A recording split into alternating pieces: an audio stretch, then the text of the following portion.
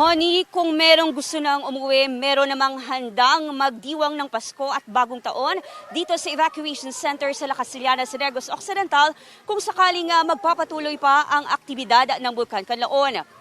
Siksikan sa isang silid ang 11 miyembro ng pamilya Bahar dito sa Evacuation Center sa bayan ng La Casillana. Meron pang mga maliliit na bata na kasama rin ng pamilya na lumikas bunsod ng pagputok ng Mount Calaon noong Lunes. Kahit posibleng tumagal pa ang mga ito sa evacuation center, mas pipiliin na lang umano ng mga ito na huwag munang bumalik sa kanilang bahay sa barangay Kabagnaan na malapit sa bulkan. Ngunit may iba namang nais nang umuwi. Kahit 83 anyos na, malakas pa rin umano ang isa sa mga lumikas na si Tatay Juanito. Kaya naman kahit nakatira sa paanan ng bulkan, ay mas pipiliin na lang daw ito o nito na umuwi na. Sanay na kasi siya sa sitwasyon ng bulkan kaya hindi na masyadong kabado. Namimiss din umano niya ang sariwang hangin, hindi kagaya sa evacuation center na siksikan ang mga tao. Ayon sa mga evacuees, sapat naman ang pagkain sa loob ng evacuation center. Ngunit sana raw, madadagdagan ang iba pa nilang pangangailangan kagaya ng sabon, toothpaste, shampoo at iba pa. May mga residente ng dalawang barangay na hindi sakop ng 6-kilometer radius permanent danger zone ang pinabalik na ng La Casillana LGU sa kanilang mga bahay.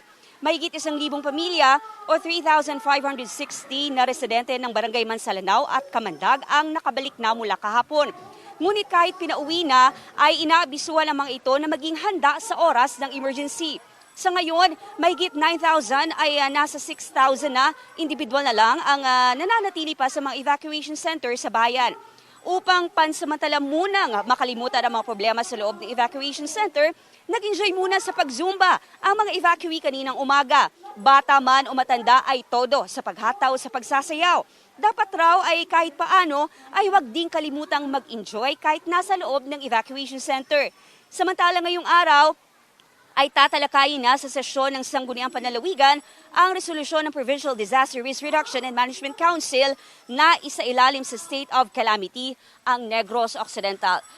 Connie, una nang nagpahayag ng pagkabahala ang La Casillana LGU na hindi sapat ang pondo para sa mga evacuees dito sa bayan. Kaya naman malaking tulong ang Quick Response Fund sa pangangailangan ng mga evacuees sa mga evacuation center. Connie? Maraming salamat, Eileen Pedreso ng GMA Regional TV.